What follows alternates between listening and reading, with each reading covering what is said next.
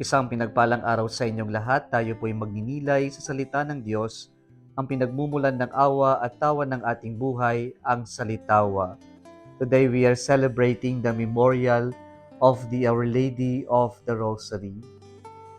It was Saint Dominic de Guzman to whom the Blessed Mother appeared in the southern France, where the Blessed Mother entrusted to Saint Dominic de Guzman the praying of the Rosary as a weapon in battling the Albigensian heresy.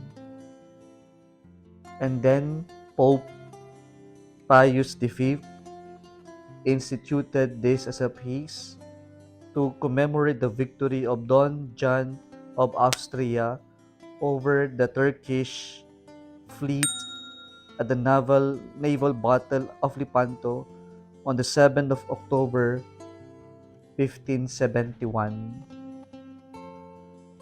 And we know that in many Marian apparitions, the Blessed Mother would ask us to pray the Rosary as a weapon in battling the power of the evil ones and a protection from all harms.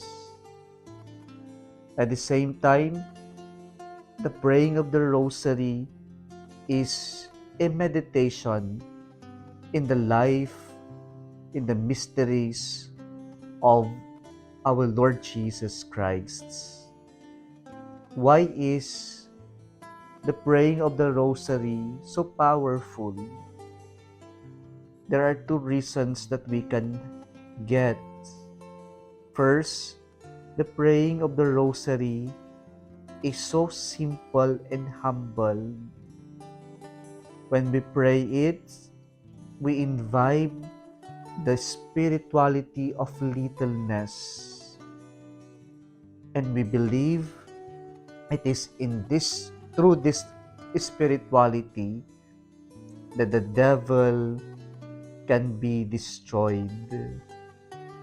Kaya makapangyarihan ng pagdarasal ng Santo Rosario sapagkat tinuturuan tayo dito na magpakumbaba, yung makilala natin yung ating kababaan, yung ating nothingness sa harapan ng Diyos.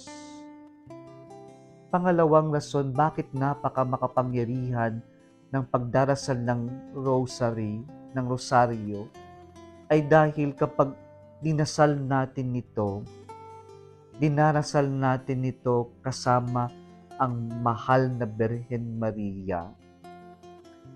It is powerful because when we pray the rosary, we do not pray to the Blessed Mother, but we pray with the Blessed Mother. She accompanies us in bringing our intentions, our petitions, our requests to her Son. At kapag yung nanay na yung nagdasal lumapit, sa palagay natin, hindi ito matatanggihan ng Diyos. At dahil ang nanay, yung kasama nating lumalapit, ang Diyos, sobra-sobra, higit pa kaysa sa dinarasal hinihingi natin ang kanyang pinagkakaloob. Kaya mga kapatid, let us pray the rosary and let us allow the Blessed Mother to accompany us in bringing our requests to her beloved Son. Kung nagustuhan mo ang video na ito, huwag kalimutan mag-like, i-share at mag-subscribe sa Salitawa Facebook page and YouTube channel. Muli isang pinagpalang araw sa inyong lahat.